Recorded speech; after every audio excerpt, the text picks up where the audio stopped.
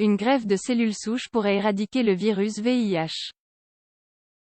Il s'agit là d'une nouvelle des plus réjouissantes et pleine d'espoir. Nous sommes tous conscients de la gravité du virus VIH ainsi que de la complexité de son traitement. Pourtant, une récente découverte pourrait changer l'histoire des porteurs de ce virus. Un groupe de scientifiques espagnols a réussi à réduire à des niveaux indétectables la charge virale chez 6 patients infectés par le VIH. Cela représente un grand pas en avant vers le traitement définitif de cette maladie.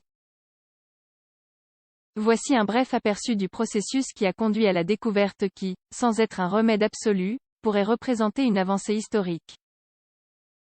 Les Annals of Internal Medicine ont récemment publié une conclusion qui a choqué le monde de la science, mais aussi la communauté en général. C'est un problème pour lequel de nombreuses solutions possibles ont été proposées, malheureusement, peu sont parvenus à atteindre l'efficacité escomptée. Cependant, à cette occasion, la publication médicale a eu le plaisir d'exposer une découverte faite par des scientifiques de l'Institut de recherche sur le sida Irsi Caixa à Barcelone et de l'hôpital Gregorio Marañón à Madrid. Grâce à la greffe de cellules souches, ces chercheurs ont réussi à convaincre 6 personnes de réduire leur virus VIH, responsable du sida.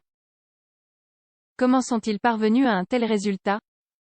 Le virus VIH a été réduit à un niveau indétectable. Les cellules souches transplantées provenaient du cordon ombilical et de la moelle osseuse.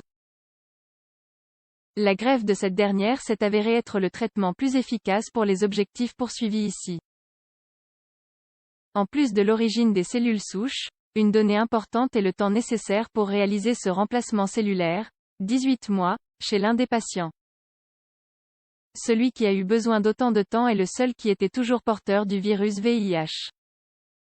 Par ailleurs, il était celui qui avait reçu les cellules souches provenant d'un cordon ombilical. Bien que les participants à l'expérience maintiennent toujours leur traitement antirétroviral, on pense qu'une nouvelle voie aurait pu être trouvée dans le processus de guérison du sida. Cependant, cela ne signifie pas que cet objectif a déjà été atteint. Le chemin à parcourir est encore long, mais les espoirs sont plus vivants que jamais. Cette conclusion est-elle définitive? Jusqu'à présent, l'élimination du virus VIH était une tâche impossible pour la communauté scientifique car il existait dans le sang des réservoirs de virus latents constitués de cellules infectées. Pour cette raison, les médicaments n'ont pas eu l'effet souhaité de combattre cette maladie. Cependant, comme nous l'avons expliqué précédemment, il y a des signes qui semblent ici indiquer le contraire. 7 ans après le remplacement des cellules souches, 5 patients ne possédaient pas ces réservoirs, tandis que l'un d'eux ne disposait même pas d'anticorps pour combattre les cellules infectées. Maintenant, comment est-il possible de confirmer que le virus n'apparaîtra plus à l'avenir?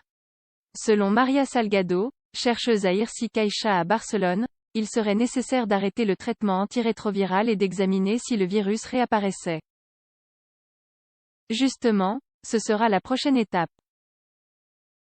Bien entendu, dans des conditions contrôlées par des médecins et des chercheurs, le traitement sera modifié par d'autres immunothérapies pour vérifier si le virus réapparaît ou non.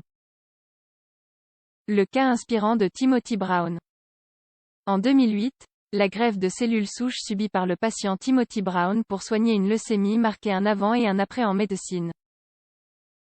À ce moment-là, Brown avait reçu des cellules souches d'un donneur porteur d'une mutation génétique inhabituelle appelée CCR5 delta 32. Plus précisément, cette particularité consistait en l'immunité de certaines cellules sanguines au virus VIH. Après avoir reçu ces cellules, Brown a réussi à éliminer le virus de son corps. Il est ainsi devenu le premier être humain de l'histoire à guérir du VIH. Partant de ce constat, des chercheurs tels que Salgado, le premier auteur de l'article, Mick Won, hématologue à l'hôpital Gregorio Marañón de Madrid, et d'autres membres de son équipe de travail se sont consacrés à expérimenter des processus similaires avec des personnes infectées par le VIH. La particularité était que cette fois la mutation CCR5 delta 32, le cas de Timothy Brown, n'était pas présente dans les cellules du donneur. Cela pourrait signifier qu'il existe également d'autres facteurs qui influencent la disparition du virus. En bref, il est clair que nous nous trouvons devant une possibilité sans précédent dans le domaine de la médecine. Après de nombreuses années et des tentatives infructueuses, la lutte pour éliminer le virus VIH semble avoir trouvé son cours. Tous, médecins et citoyens du monde entier, aspirent à ce qu'il s'agisse de celui qui sera définitif.